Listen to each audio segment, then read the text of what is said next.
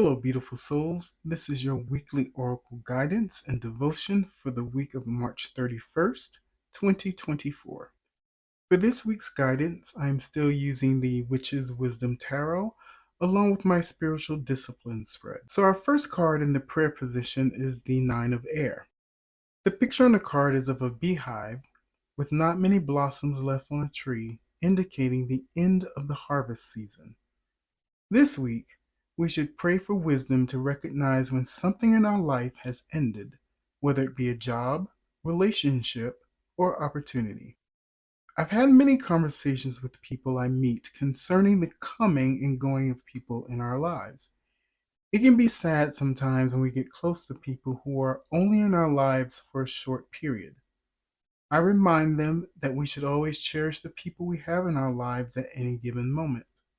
Sometimes they are only in our lives but for a season.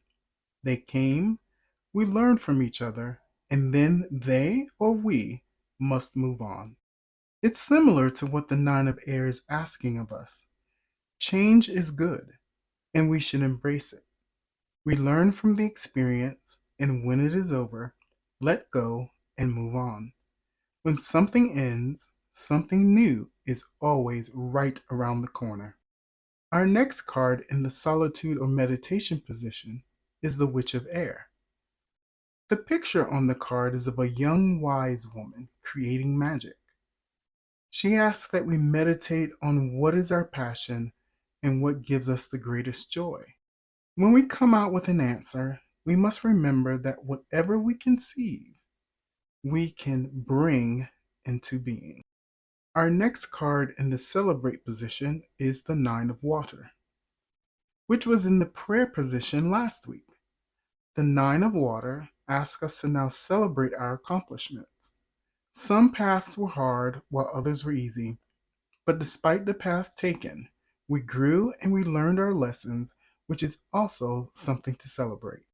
Our next card in the thankfulness position is the Craftsman of Earth. The picture on the card is the face of the green man, peering from the wild growth of the green wood. The craftsman of earth reminds us to be thankful for what Mother Nature and the plant kingdom teach us. Just as the green wood is free, wild, and chaotic, our souls should be just as free, wild, and chaotic as well. If we want to grow spiritually, we need to lose the reins of control and let our spirit run free. Our last card in the generosity position is the Three of Earth.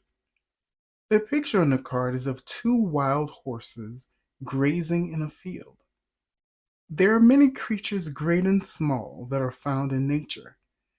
We can pay it forward by having minimum impact on the environment, by respecting the divinity in nature, and by being advocates of Mother Nature and all her children. I hope that you will sit with this week's guidance as you practice these spiritual disciplines and incorporate them into your spiritual practice. Peace and blessings to you, and until next time, may you continue to grow into the spiritual person you were meant to be.